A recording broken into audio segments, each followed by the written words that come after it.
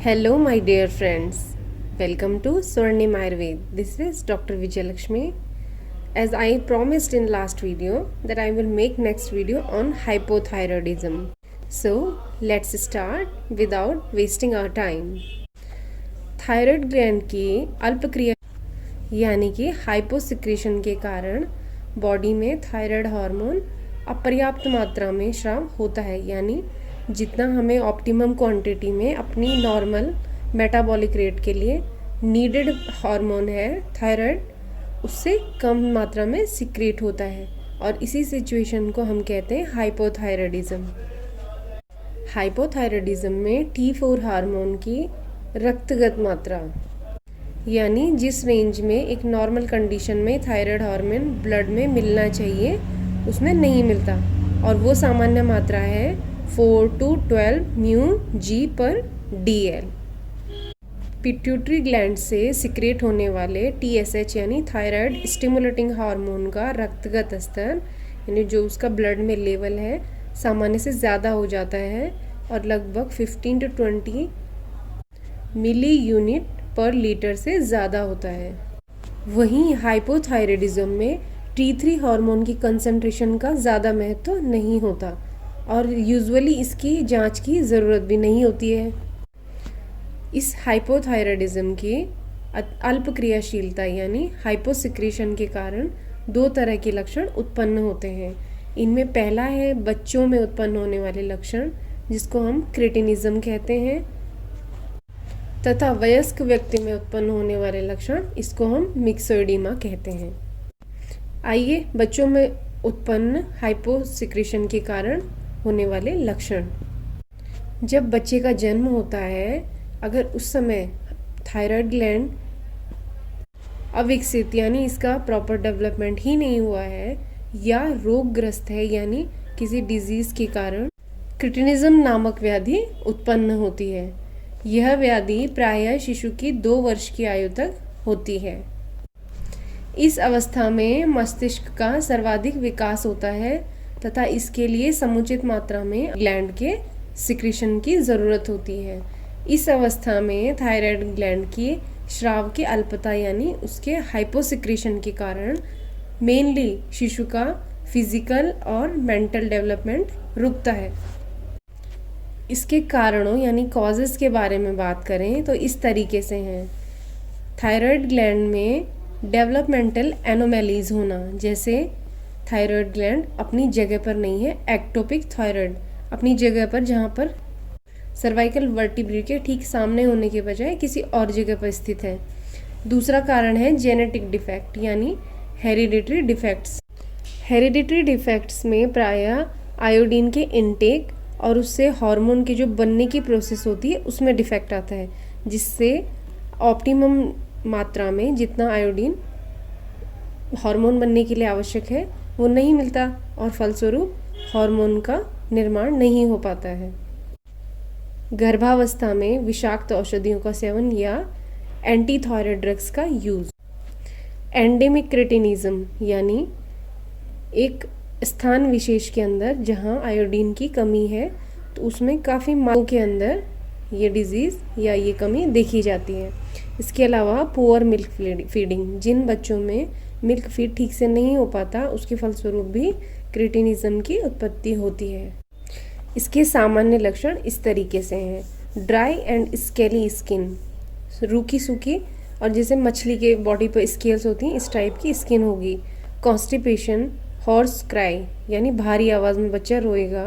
Bradycardia, जो heart rate है normal से कम होगी।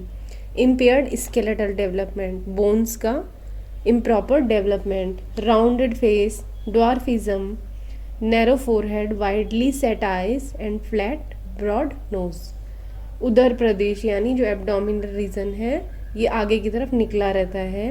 डीफनेस होगी, सुनाई नहीं देगा ठीक से। मेंटल रिटार्डेशन यानी मानसिक विकास रुक जाएगा और स्पेस्टिसिटी इन मसल्स यानी मांसपेशियों में कड़ापन होता है। अब बात करें वयस्क व्यक्तियों में हाइपोसिक्रेशन के कारण होने वाली लक्षणों के बारे में। इसे हम मिक्सिडीमा कहते हैं। जैसे मैंने पहले बताया तो वयस्क अवस्था में अगर हाइपोथायराइड हो जाता है, इसकी क्रिया मंद पड़ जाती है, तो इसके निदान या कारण इस प्रकार हैं। वजह से हमने सर्जरी के थ्रू थायराइड ग्लैंड को एक्साइज कर दिया है, निकाल दिया है। क्षेत्र विशेष में यानी किसी एक पर्टिकुलर एरिया के अंदर एंडेमिक गोइटर है, आयोडीन की कमी वजह से लगभग ऑलमोस्ट लोगों में गोइटर यानी घींगा है। थायराइड ग्लैंड में कैंसर है। Prolonged administration of anti thyroid drugs, बहुत लंबे टाइम तक आपने एंटी थायराइड ड्रग्स का यूज़ किया है। इडियोपैथिक मिक्सीडीमा यानी इसके किसी निश्चित कारण के बारे में ना पता होना। मिक्सीडीमा के सामान्य लक्षण इस तरह से होते हैं: cold intolerance, mental and physical lethargy, constipation, slowing of speech and intellectual functions, puffiness of face, loss of hairs, Altered texture of skin यानी कि हमारी जो स्किन का टेक्सचर है उसमें चेंजेस आएंगे। थायराइड ग्लैंड का जो सिक्रीशन है अगर उसकी मात्रा कम हो रही है तो इसके परिणाम स्वरूप, इसके रिजल्ट से क्या होता है कि जो सामान्य हमारा मेटाबॉलिज्म है बॉडी का वो इफ़ेक्ट होता है और बॉडी का हर सिस्टम कुछ कम मात्रा में तो कुछ अधिक मात्रा में इफ़ेक्ट होते ही हैं। इनके लक्षण अलग अलग सिस्टम के मैं अलग अलग बताऊंगी। मेन सिम्टम्स के बारे में बात करें तो tiredness, weight gain, cold intolerance, hoarseness of voice और ग्वाइटर। कार्डियो रेस्पिरेटरी सिस्टम इस तरीके से हैं: ब्रेडिकार्डिया, हाइपोटेंशन यानी बीपी लो होगा, कार्डियक फेलियर, एंजाइना यानी हार्ट रीजन में pain, pericardial and pleural effusion.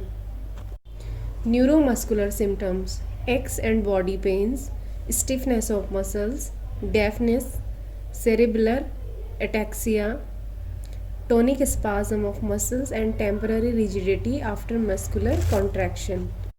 Dermatological यानी त्वचागत लक्षण इस प्रकार से हैं: dry skin, alopecia, purplish lips, vitiligo यानी सफ़ेद दाग जो स्किन पे होते हैं, मिक्सीडीमा। रिप्रोडक्टिव सिस्टम्स की हम बात करें तो इसमें मुख्य लक्षण इस तरह से हैं: मीनोरेजिया यानी ब्लड का जो हमारा सिक्रेशन मंथली होता है मेंस्ट्रुअल साइकिल के दौरान ज़्यादा हो जाएगा, इनफर्टिलिटी, गैलेक्टोरिया और इम्पोर्टेंस। गैस्ट्रोइंटेस्टाइनल सिम्टम इस तरह से हैं: कॉन्स्टिपेशन और एसाइटिस।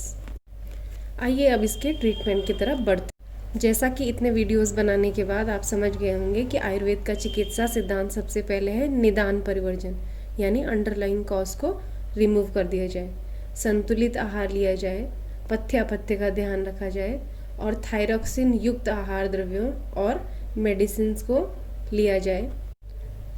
आयुर्वेद के अनुसार गंडमाला कंडन रस, अजमोद आदि चूर्ण, कांचनार गुगलू, चित्रकादि वटी और पिपली वर्धमान रसायन का प्रयोग औषधि के रूप में कराया जाता है।